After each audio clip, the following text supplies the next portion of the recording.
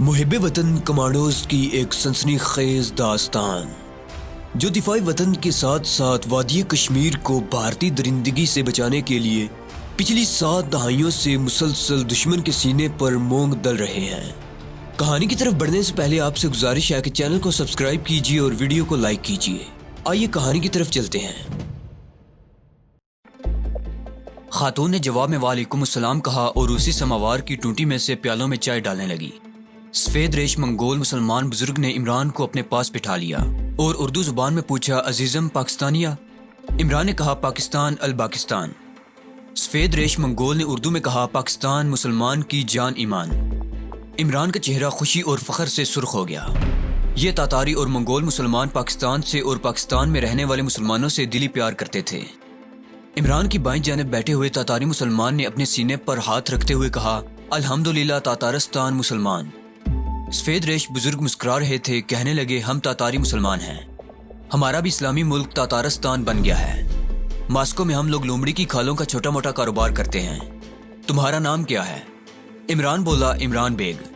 دوسرے تاتاری مسلمان نے مسکراتے ہوئے اپنے سینے پر ہاتھ رکھ کر کہا، تغرل بیگ، اور پھر سب خوشی سے ہنسنے لگے۔ اس مسلمان تاتاری کا نام تغرل بیگ تھا۔ کمرے میں بجلی کا بلب روشن تھا، جس کی روشنی میں ادھیڑ عمر خاتون کے دونوں کانوں کے قریب لٹکتی ہوئی چوٹیوں کے سفید بال چمک رہے تھے۔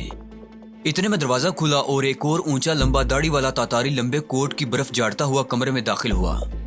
عمران نے اسے فوراً پہچان لیا۔ وہ ڈسپینسری والا تاتاری مسلمان تھا جس نے اسے KGB کے عقوبت خانے سے فرار کرایا تھا۔ عمران اسے دیکھ کر اٹھ کھڑا ہوا۔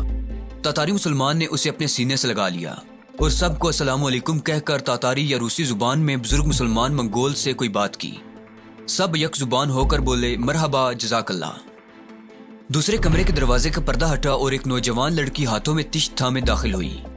اس کے سیاہ بالوں کی دونوں چوٹیاں کانوں کے پاس لٹک رہی تھیں اور اس نے اپنے سر پر پھولدار کڑھائی کی نیلی چوگوشا ٹوپی پہنی ہوئی تھی۔ تشت اس نے بزرگ خاتون کے سامنے لا کر قالین پر رکھ دیا۔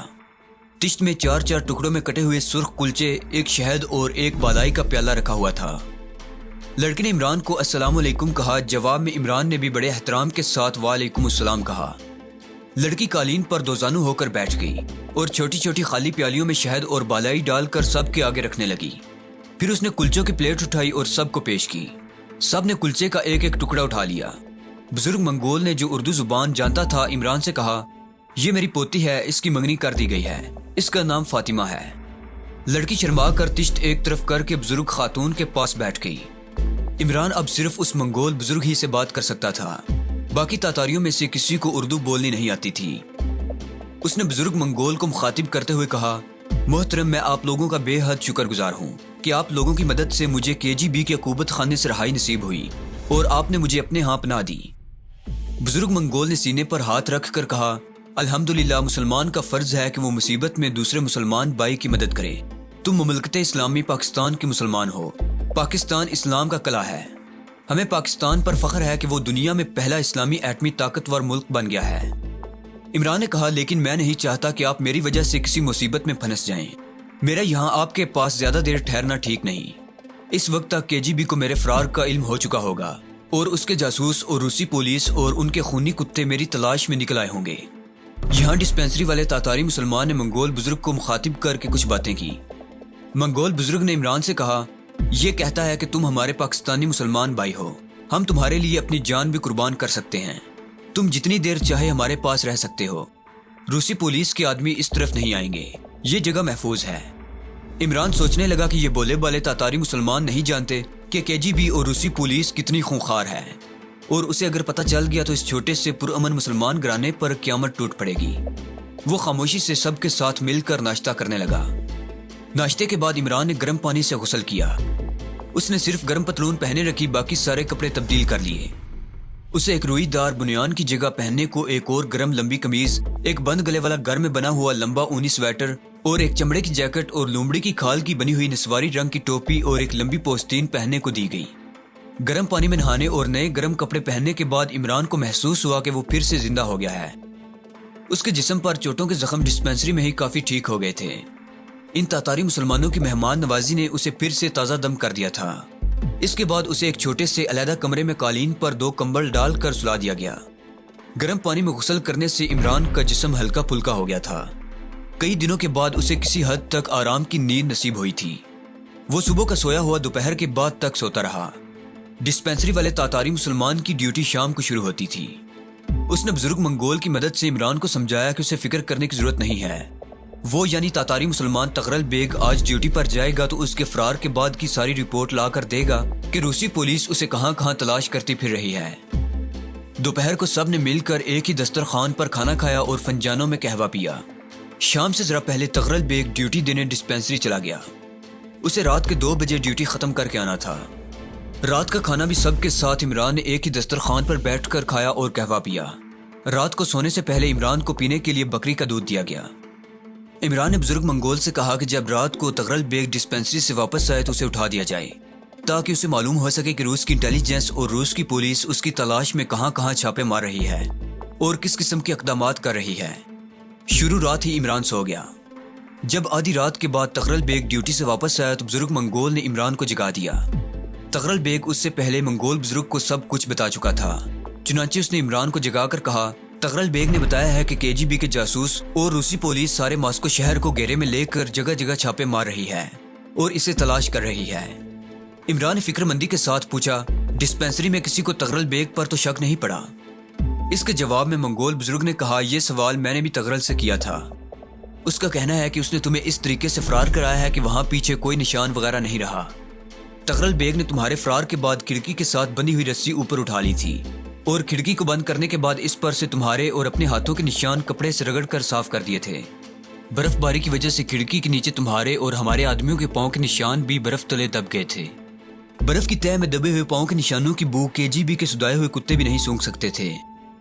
اس کے بعد تمہیں کوڑے کے ڈرم میں بٹھا دیا گیا تھا اور ہمارے آدمی وہاں سے نکل کر سیدھے اس جگہ آ گئے تھے جہاں تمہیں کوڑے کے ڈھیر میں سے نکالنا تھا۔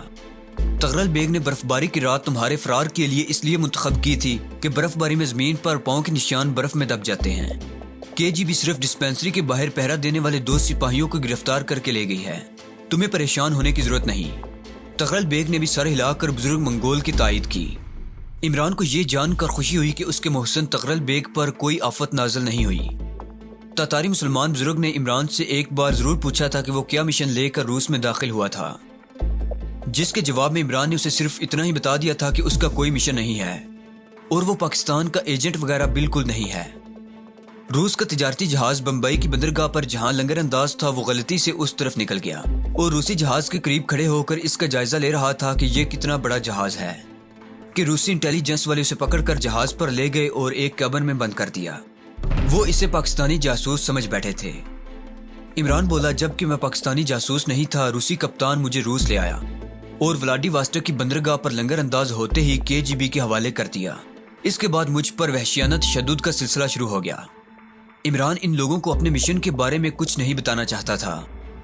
خفیہ معاہدے کی فلم کی ٹیوب اس وقت اس کے گلے کے اندر والی پاکٹ میں محفوظ پڑی تھی۔ صبح باتھ روم جا کر منہ ہاتھ دھوتے وقت عمران چھوٹی سی فلم کی ٹیوب نکال کر اسے صاف کر لیا کرتا تھا۔ جب عمران کو ان نیک دل تاتاری مسلمانوں کے گھر میں رہتے ہوئے ایک ہفتہ گزر گیا تو اس نے بزرگ تاتاری سے کہا، محترم، اس سے زیادہ دیر میرا آپ کے ہاں رہنا مناسب نہیں۔ میں چاہتا ہوں کہ آپ مجھے کسی ایسی جگہ چھوڑیں جہاں سے میں کسی مسلمان ملک یعنی تاتارستان یا تاجکستان کی طرف فرار ہو سکوں۔ بزرگ تاتاری نے کہا، برخوردار، ابھی تمہارا یہاں سے نکلنا ٹھیک نہیں، کچھ دن اور رک جاؤ، اس کے بعد ہمارے آدمی تمہیں خود کسی نہ کسی مسلمان ملک چھوڑ آئیں گے۔ ایک ہفتہ مزید گزر گیا۔ عمران وہاں بیٹھے بیٹھے اکتا گیا تھا۔ دوسری بات یہ تھی کہ وہ ان غریب تاتاری مسلمانوں پر جو محنت کش تھے بوجھ نہیں بننا چاہتا تھا۔ عمران کی موجودگی سے ان پر کوئی بھاری آفت نازل ہو سکتی تھی، لیکن ان بہادر اور دلیر تاتاری مسلمانوں نے عمران کو اپنے ہاں پناہ دے کر بہت بڑا خطرہ مول لیا تھا اور اسلام اور پاکستان کی محبت میں انہوں نے اس خطرے کی کوئی پرواہ نہیں کی تھی۔ مگر عمران اس سے زیادہ ان سادہ لو تاتاری مسلمانوں کو امتحان میں نہیں ڈالنا چاہتا تھا۔ اس کے اصرار کے باوجود یہ لوگ عمران کو بھی کچھ روز اپنے پاس ہی رکھنا چاہتے تھے۔ شاید انہیں احساس تھا کہ اگر وہ وہاں سے نکلا تو پکڑا جائے گا، کیونکہ اس علاقے کے حالات سے وہ زیادہ واقف تھے۔ آخر ایک روز انہوں نے عمران کو وہاں سے جانے کی اجازت دے دی۔ بزرگ تاتاری نے عمران سے کہا، کل رات کو تغرل بیگ تمہیں یہاں سے نکال کر اپنے ساتھ لے جائے گا۔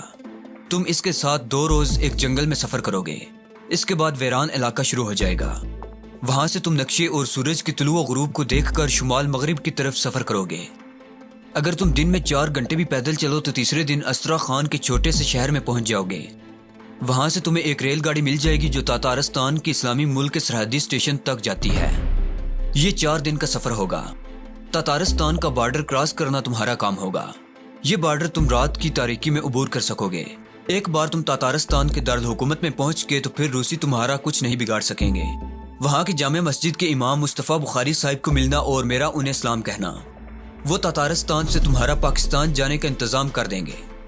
اس کے بعد تاتاری بزرگ نے عمران کو گھٹنوں تک اونچے چمڑے کے بوٹ دیے، لومڑی کی کھال کا ایک لمبا گرم کوٹ دیا، ایک لمبا اونی گلو بند دیا۔ لومڑی کی کھال کی بنی ہوئی نسواری رنگ کی ٹوپی پہلے سے اس کے پاس موجود تھی۔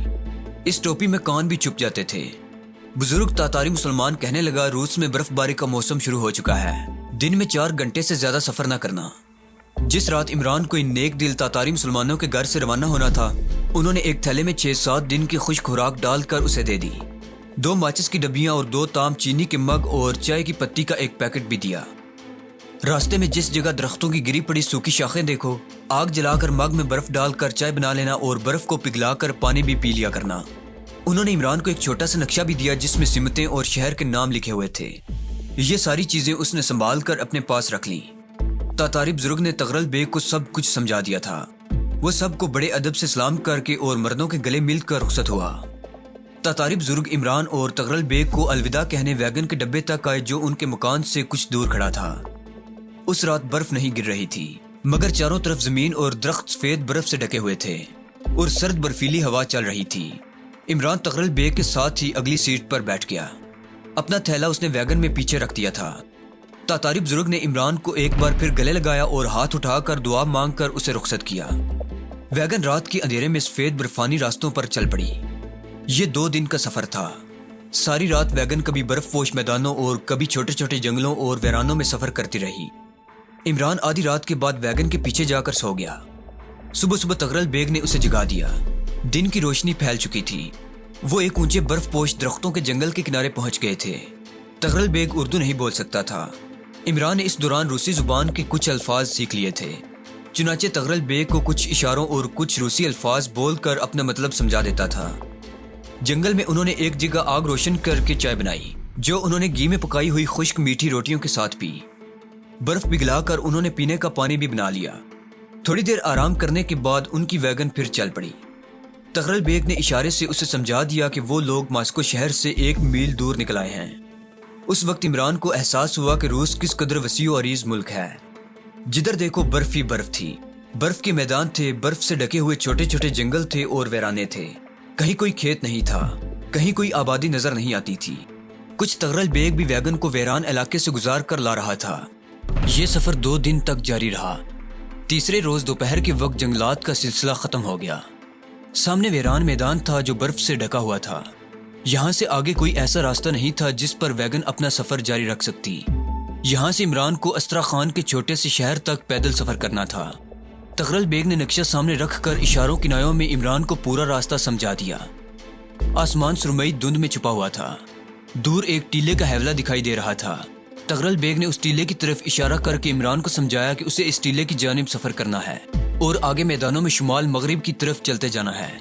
عمران خود بھی سمجھدار تھا اور نقشہ بھی اس کے پاس تھا۔ وہاں انہوں نے آگ جلا کر میٹھی روٹی چائے کے ساتھ کھائی۔ اس کے بعد تغرل بیگ عمران سے گلے لگ کر ملا اور فی امان اللہ کہہ کر ویگن میں بیٹھ کر واپس چلا گیا۔ عمران کچھ دیر وہیں بجھی ہوئی آگ کے پاس بیٹھا چائے کے گھونٹ بھرتا رہا۔ اس نے پورا گرم لباس پہن رکھا تھا، پاؤں میں چمڑے کے لمبے بوٹ تھے۔ اسے صرف اپنے ہاتھوں اور چہرے پر شدید سردی کا احساس ہو رہا تھا، باقی جسم کو گرم کپڑوں نے ڈانپ رکھا تھا۔ اس نے تھیلا کاندھے پر ڈالا اور اللہ کا نام لے کر دور نظر آنے والے ٹیلے کی جانب سفر شروع کر دیا۔ تاتاری بزرگ نے اسے ہدایت کی تھی کہ صرف 4 گھنٹے روز پیدل سفر کرے۔ برف میں زیادہ دیر تک سفر کرنے سے آدمی کی آدھی طاقت ختم ہو جاتی ہے۔ عمران نے اپنی رفتار بہت آہستہ رکھی۔ ایک درخت کی شاخ توڑ کر اس نے چھڑی بنا لی جس کو ٹیک کر وہ قدم قدم برف میں چل رہا تھا۔ 4 گھنٹے کے سفر کے بعد وہ ٹیلے تک پہنچ گیا۔ اس کے پاس کوئی گھڑی نہیں تھی، وہ اندازے سے چل رہا تھا۔ ٹیلے تک پہنچتے پہنچتے وہ کافی تھک گیا تھا۔ وہ ٹیلے کی اوٹ میں ایک جگہ برف صاف کر کے بیٹھ گیا۔ اس کا ارادہ وہیں رات بسر کرنے کا تھا۔ شام ہو رہی تھی، برفیلی ہوا چلنی بند ہو گئی تھی۔ جب چاروں طرف رات کا اندھیرا چھا گیا تو عمران نے ادھر ادھر سے برف کھود کر سوکھی شاخیں تلاش کر کے آگ جلائی، مگ میں برف ڈال کر پانی بنا کر پیا، پھر چائے بنائی اور خشک گھی والی روٹی گرم کر کے چائے کے ساتھ کھائی۔ اس روٹی سے اسے کافی طاقت مل رہی تھی۔ بزرگ تاتاری نے اسے کہا تھا کہ برف میں جگہ بنا کر سو جانا، برف تمہیں گرم رکھے گی۔ اس نے ایسا ہی کیا۔ ٹیلے کی دیوار کے پاس اس نے برف ہٹا کر ایک شگاف بنا لیا اور اس میں سمٹ کر لیٹ گیا۔ اس کے نیچے بھی برف تھی اور اوپر بھی برف تھی، مگر اسے سردی نہیں لگ رہی تھی۔ ساری رات وہ آرام سے نہ سو سکا۔ تھوڑی تھوڑی دیر بعد اس کی آنکھ کھل جاتی تھی۔ اسے یہ بھی خطرہ تھا کہ پولیس کی کوئی گشتی پارٹی اسے گرفتار نہ کر لے۔ کسی نہ کسی طرح رات گزر گئی۔ دوسرے دن صبح اٹھ کر اس نے آگ جلائی، چائے بنا کر خشک روٹی کے ساتھ ایک ایک گھونٹ کر کے پی، کچھ دیر آرام کیا اور اپنے سفر پر روانہ ہو گیا۔